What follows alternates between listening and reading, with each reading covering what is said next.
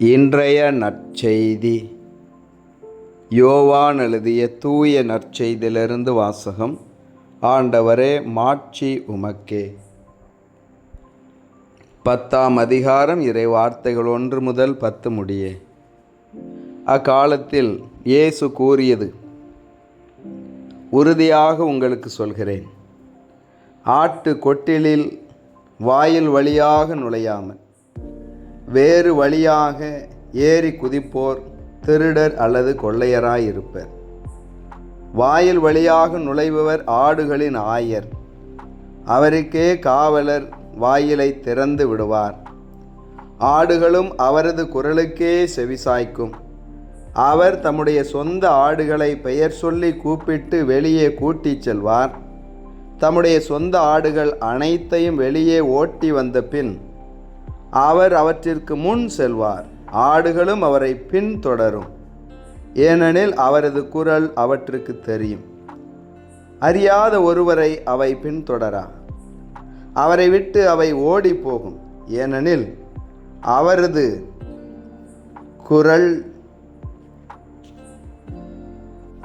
அவற்றுக்கு தெரியாது. இயேசு அவர்களிடம் ஓமையாக இவ்வாறு சொன்னார். ஆனால் அவர் சொன்னதை அவர்கள் புரிந்து கொள்ளவில்லை. மீண்டும் இயேசு கூறியது: உறுதியாக உங்களுக்கு சொல்கிறேன், ஆடுகளுக்கு வாயில் நானே. எனக்கு முன்பு வந்தவர் அனைவரும் திருடரும் கொள்ளையருமே. அவர்களுக்கு ஆடுகள் செவிசாய்க்கவில்லை. நானே வாயில். என் வழியாக நுழைவோருக்கு ஆபத்து இல்லை. அவர்கள் உள்ளே போவர், வெளியே வருவர், மேய்ச்சல் நிலத்தை கண்டுகொள்வர். திருடுவதற்கும் கொல்வதற்கும் அழிப்பதற்குமன்றி திருடர் வேறு எதற்கும் வருவதில்லை. ஆனால் நான் ஆடுகள் வாழ்வை பெறும் பொருட்டு, அதுவும் நிறைவாக பெறும் பொருட்டு வந்துள்ளேன். ஆண்டவரின் அருள்வாக்கு. கிறிஸ்துவே உமக்கு புகழ். ஆண்டவர் இயேசுவில் அன்பார்ந்த இறைமகன் கேத்தலிக் டிவி நேயர்களே, உங்கள் அனைவரையும் உயிர்த்த நம் ஆண்டவர் இயேசு கிறிஸ்துவின் பெயரிலே அன்போடு வாழ்த்துகிறேன். உங்கள் அனைவருக்காகவும் நான் திருப்பலி ஒப்பு கொடுத்து சிறப்பாக ஜெபம் செய்கிறேன். பாஸ்கா காலத்தின் 4ஆம் ஞாயிற்றுக்கிழமை இன்று. இந்த நாளில் நம் ஆண்டவர் இயேசு கிறிஸ்து சொல்லுகிறார்: ஆடுகளுக்கு வாயில் நானே. மக்களை ஆடுகள் என்றும் தன்னை ஆயன் என்றும் ஆட்டு கொட்டிலின் வாயில் என்றும் இப்படியாய் ஆடுகள் ஆயன் என்றெல்லாம் இன்றைய நற்செய்தி வாசகத்திலே இயேசு சொல்வதை நாம் பார்க்கிறோம். அதேபோல திருப்பாடல் 23 ஆண்டவர் என்னாயன், எனக்கு ஏதும் குறையில்லை என்று பார்க்கிறோம். பழைய ஏற்பாட்டில் திருப்பாடலிலும் கடவுளை ஆயனாக பார்க்கக்கூடிய ஒரு காரியத்தை நாம் அறிவோம். நல்ல ஆயன் தன்னுடைய மந்தைகளுக்காக உயிரை கொடுப்பான். மந்தைக்கு முன்பாக ஆபத்துகளையெல்லாம் கடந்து ஆடுகளை பாதுகாப்பவனாக முன் செல்லுகிறான். நல்ல ஆயன் எல்லா மக்களுக்கும் ஆயன். எல்லா மக்களுக்கும் உயிரையே கொடுக்கும் அளவிற்கு உழைக்கும் ஆற்றலும் ஆர்வமும் கொண்டவர். நல்லாயன் கடவுள் இதோ இந்த நாளிலே நம் ஒவ்வொருவருக்கும் கொடுக்கக்கூடிய அழைப்பு, நாம் ஒரு நல்ல ஆயனை போல ஆடுகளை அறிந்திருக்க வேண்டும். அந்த ஆடுகளை வழிநடத்த வேண்டும்.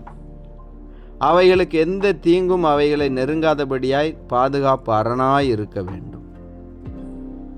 என் அன்பு சகோதர சகோதரிகளே, எல்லா மக்களுக்கும் ஆண்டவர் தன்னுடைய உயிரை, இயேசு கிறிஸ்து தன்னுடைய உயிரை தியாகம் செய்தார். நல்லோர் மேலும் தீயோர் மேலும் மழை பொழிவது போல பாவிகளையே நான் தேடி வந்தேன் என்று சொல்லக்கூடிய ஆண்டவர் பாவிகள் நல்லவர்கள் எல்லோருக்காகவும் பலியானார். இந்த கடவுள் எல்லாருக்குமானவர்.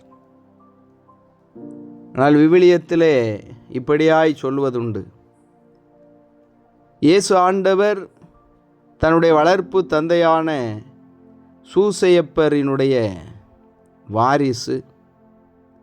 அவர் எப்படி தச்சு தொழில் செய்தாரோ அந்த அடிப்படையிலே இயேசுவும் ஒரு தச்சருடைய மகனாய் இருக்கிறார். எனவே அவர் ஒரு தச்சு தொழில்தான் செய்திருப்பார் என்று சொல்லுகிறார்கள். இல்லை இல்லை, அவர் வேளாண்மை வகுப்பை சார்ந்தவர். அந்த அடிப்படையில் தான் நிலம், விதை, விதைப்பவர் என்றெல்லாம் சொல்லுகிறார். எனவே அவர் ஒரு வேளாண்மை தொழில் செய்பவர். இந்த பார்வையும் இருக்கிறது. இல்லை இல்லை, அவர் மீன் பிடிப்பவர்களையே தன்னுடைய சீடர்களாய் தேர்ந்தெடுத்தார். இன்னும் 5 அப்பங்களையும் 2 மீன்களையும் கொண்டு பகிர்ந்தளித்தார்.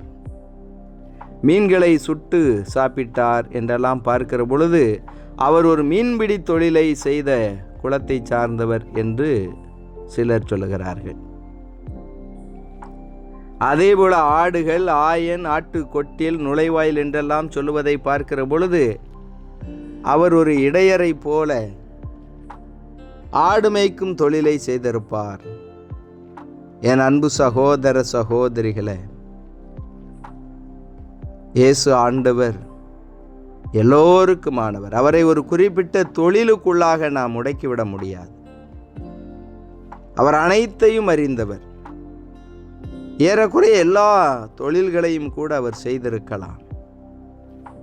அவர் எல்லா மக்களுக்கும் சொந்தமானவர். எல்லாருக்காகவும் சிலுவையிலே உயிரை தியாகம் செய்தவர். இதோ இன்று நாமும் இந்த நல்லாயன் இயேசுவை போல நல்ல தலைமை பண்பு கொண்டவர்களாக வாழ அழைக்கப்படுகிறோம். எப்படி என்றால், ஏழை பணக்காரர், இந்த சாதி அந்த சாதி, மதம் அது இது என்று எந்த பாகுபாடும் இல்லாமல் எல்லாருக்காகவும், ஏன் பாவிகளுக்காகவுமே உயிரை தியாகம் செய்த இயேசுவை போல நல்லாயனாய் இருக்க வேண்டும். நம்முடைய சுயநலன், பேராசை இவைகளெல்லாம் கடந்து நமது குடும்பத்திற்காக, இந்த சமூகத்திற்காக, திருச்சபைக்காக நம்மையே நாம் அர்ப்பணிக்க வேண்டும்.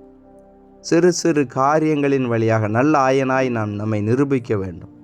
எப்படி என்றால், நோயாளர்களை கவனித்துக் கொள்வது, ஏழை எளிய பசியோடு இருப்பவர்களுக்கு உணவு கொடுப்பது, விளம்பரம் செய்யாமல், விளம்பரம் தேடாமல் கருணை காரியங்களை செய்வது, இப்படியாய் ஒரு நல்ல ஆயனைப் போல நாம் ஒவ்வொருவரும் வாழ அழைக்கப்படுகிறோம். எனவே என் அன்பு சகோதர சகோதரிகளே, நாம் செயல்படுகிற பொழுது, நல்லது செய்கிற பொழுது, நல்லாயனுக்குரிய பண்புகளோடு வாழுகிற பொழுது ஆண்டவர் நம்மோடு இருந்து நம்மை ஆசீர்வதித்து உயர்த்தி கொண்டே இருப்பார். எனவே நல்லாயன் உங்கள் ஒவ்வொருவரையும் பசும்புல் வெளி மீது வழிநடத்தி செல்வாராக. ஆமேன். இயேசுவுக்கே புகழ், மரியே வாழ்க. மன்றாடுவோமாக. நல்லாயனாகிய எங்கள் ஆண்டவரே இயேசுவே, உம்மை போற்றுகிறோம், உம்மை புகழுகிறோம், உமக்கு நன்றி செலுத்துகிறோம். இந்த நாளிலே இயேசுவே, நீர் எங்களை ஆசீர்வதியும், எங்களோடு தங்கி எங்களை வழிநடத்த வாரும். ஆண்டவரே, இதோ இந்த நாளிலும் தங்களுடைய திருமண நாளை, பிறந்த நாளை கொண்டாடக்கூடிய பிள்ளைகளையும், இன்னுமாக எங்களிடத்திலே ஜெப உதவி கேட்டு இருப்பவர்களுடைய கரத்திலே ஒப்பு கொடுக்கிறோம். நீரே இவர்கள் ஒவ்வொருவரையும் ஆசீர்வதிப்பீராக. ஆண்டவரே, எங்கள் சகோதர சகோதரிகளுக்கு நல்மனதோடு நாங்கள் உதவி செய்ய நீர் எங்களை ஆசீர்வதிப்பீராக. எங்கள் ஒவ்வொருவரையும் தேற்றுவீராக. இயேசுவே, நோயாளர்களை நீரே தொட்டு குணப்படுத்தும். இந்த ஜெப வேளையிலே இணைந்து ஜெபிக்கக்கூடிய ஒவ்வொருவரையும் ஆசீர்வதியும். ஒவ்வொரு குடும்பத்திலும் ஆண்டவரே, நம்முடைய அன்பு, பாசம், நேசம் எல்லாம் நிலைத்திருக்கட்டும். உறவுகள் ஒன்றாய் இணைந்து வாழும்படியாய் ஆசீர்வதிப்பீராக. இதோ இந்த நாளிலும் எங்கள் பயணங்களை நீரே பாதுகாத்து தாரும். இன்று நாங்கள் எடுக்கக்கூடிய முடிவுகளை ஆசீர்வதி. எங்கள் முயற்சிகளை ஆசீர்வதி. இயேசுவே ஆண்டவரே, உம்முடைய அருள் இரக்கத்தினால் எங்களை நீர் வழிநடத்துவீராக. ஆவியானவரே, உம்முடைய வரங்களினாலும் கனிகளினாலும் கொடைகளினாலும் உம்முடைய பிள்ளைகளை நிரப்பும். இதோ தேர்வு எழுதி காத்து கொண்டிருக்கக்கூடிய பிள்ளைகள் நல்ல மதிப்பெண் பெற்று தேர்ச்சி பெறும்படியாய் நீர் ஆசீர்வதியும். இயேசுவே ஆண்டவரே, கடுமையான இந்த வெயிலின் தாக்கத்திலிருந்து நம்முடைய பிள்ளைகளை நீர் பாதுகாப்பீராக.